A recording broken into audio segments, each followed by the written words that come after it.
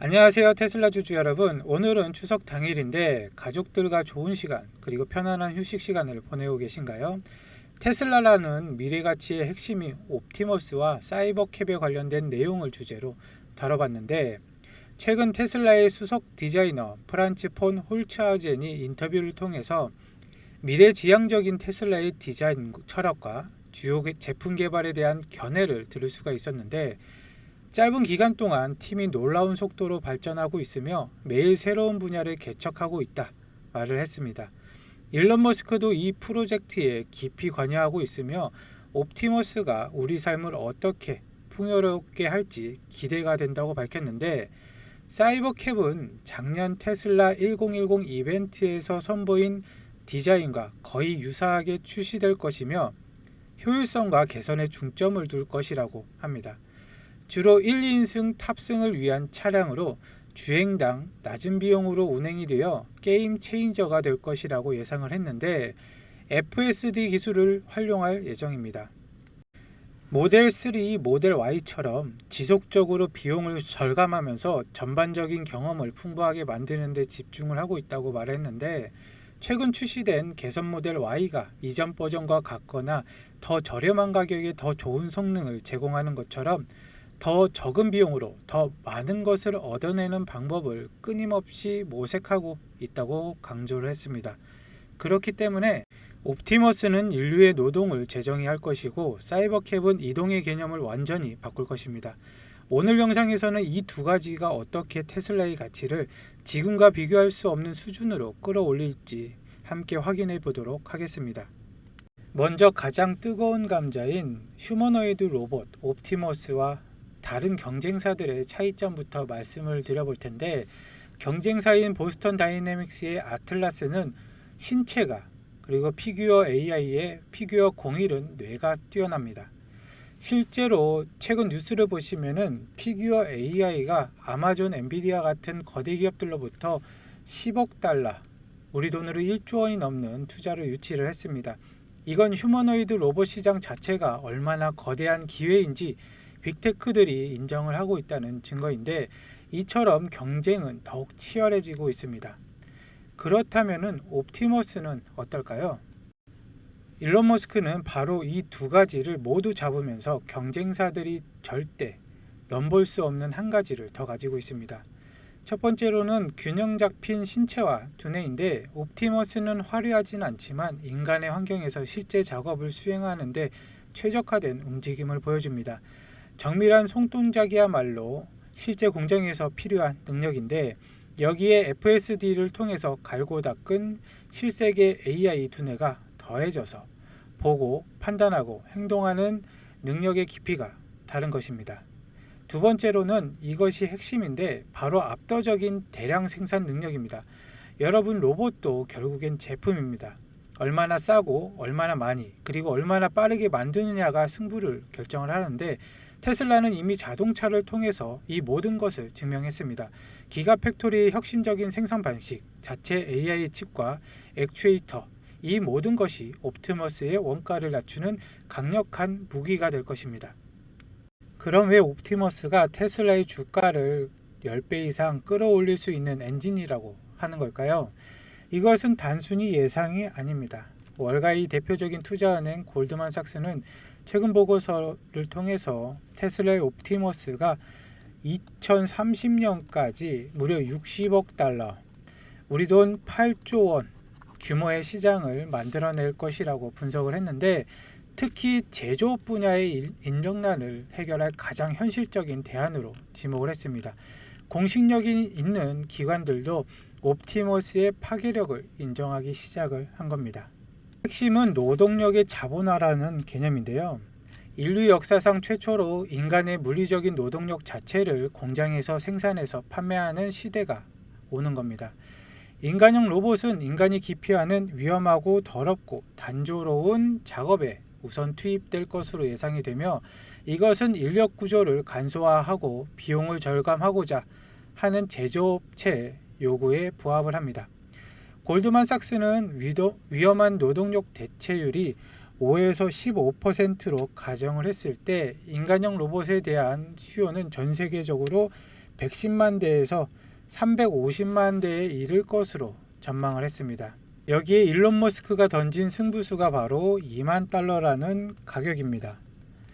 웬만한 신입사원 1년 연봉보다 저렴합니다. 공장 사장님 입장에서는 이건 선택의 문제가 아니라 생존의 문제가 될 것인데, 우리 돈 2,600만 원 정도인데 휴일 없이 365일 밤낮으로 일하는 노동 로봇이 등장을 합니다. 공장에서 일하거나 집사, 가정부, 그리고 인간의 반려자로 활용되는 로봇의 시대가 본격적으로 시작된다는 것을 의미하는데, 지금 당장 인간처럼 행동하는 수준의 휴머노이드보다는 인간의 노동력을 덜어주는 로봇이 먼저 등장할 것으로 기술의 발전이 예상이 됩니다. 테슬라의 목표는 2026년 3세대 옵티머스를 양산을 하는 건데요. 25년 말 3세대 모델을 출시를 하는데, 예상으로는 11월 6일 날 3세대 모델을 공개를 한 뒤에 연말부터 출시를 할 것으로 예상이 되고, 26년부터 3세대를 양산을 한다고 합니다. 2030년 이전에 연간 100만 대를 생산을 하는 건데, 옵티머스가 100만 대가 전 세계에 깔리는 순간 인간의 노동력이라는 개념 자체가 바뀌게 됩니다. 테슬라는 전 세계에 노동력을 제공을 하는 플랫폼이 되는 것이죠. 하지만 테슬라의 혁명은 여기서 끝나지가 않습니다. 프란츠 폰 홀츠하우젠이 직접 언급한 두 번째 엔진인 바로 사이버캡, 즉 로보택시인데요. 프란츠의 말에 따르면 사이버캡은 작년 이벤트에서 공개된 디자인과 거의 유사하게 출시될 겁니다. 핵심은 이건데, 이 차량은 애초부터 소유가 아닌 공유를 위해서, 그리고 운전자가 아닌 FSD를 위해서 태어났다는 겁니다. 주행당 비용이 극단적으로 낮아지기 때문에 프란츠의 표현을 빌리자면 게임 체인저가 될 것입니다. 그리고 아크인베스터 보고서에 따르면 이 시장의 잠재력을 더욱 명확하게 보여줍니다. 자율주행 기술이 만들어낼 경제가치가 무려 10조 달러, 우리 돈으로 1경이 넘을 것으로 예측을 하는데, 지금 자동차 판매 시장과는 비교할 수 없는 규모입니다. 테슬라가 왜 그토록 FSD와 로보택시에 집착을 하는지 이 숫자가 모든 걸 말해주고 있는데, 그리고 아크인베스트의 캐시 우드가 로보택시를 평가하기를 총 예상 매출이 1.2조 달러, 약 1,600조 원 중에 로보택시가 차지하는 비중이 63%, 즉 1,008조 원이 로보택시로 발생이 된다고 보고 있고, 그리고 이 차트가 가장 중요한데요. 매출에서 63%를 차지했던 로보택시가 영업이익에서는 무려 86%를 차지합니다.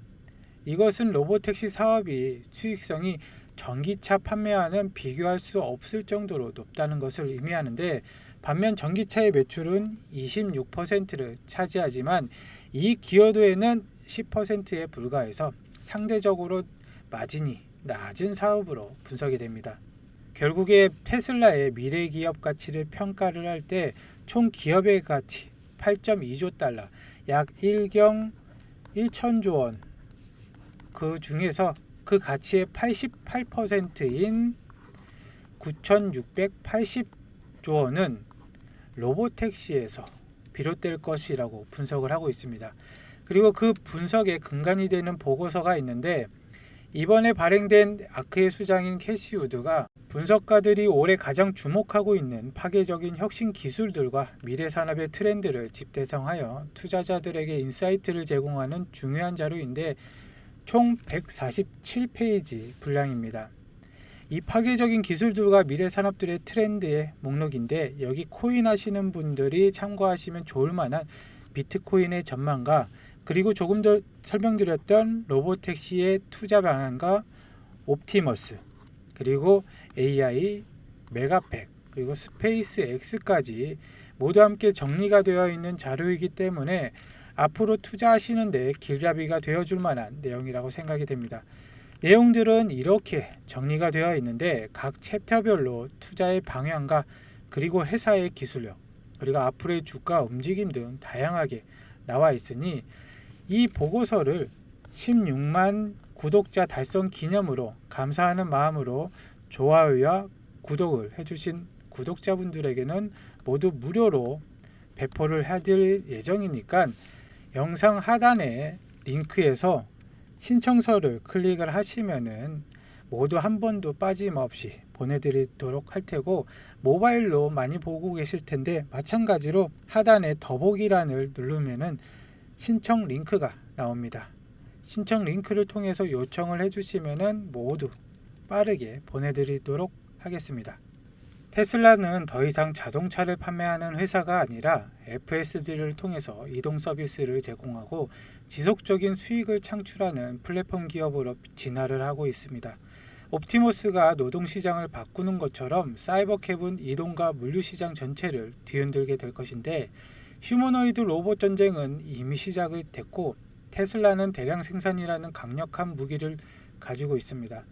동시에 로보택시의 시장 역시 FSD 기술의 완성과 함께 눈앞의 현실로 다가오고 있는데, 그렇기 때문에 우리는 나무가 아닌 숲을 봐야 됩니다. 테슬라는 지금 자동차 회사의 껍질을 깨고 노동과 이동이라는 인류의 근원적인 활동을 AI와 로보틱스로 재정의하는 위대한 첫발을 내딛고 있는데요. 오늘 준비한 내용은 여기까지입니다.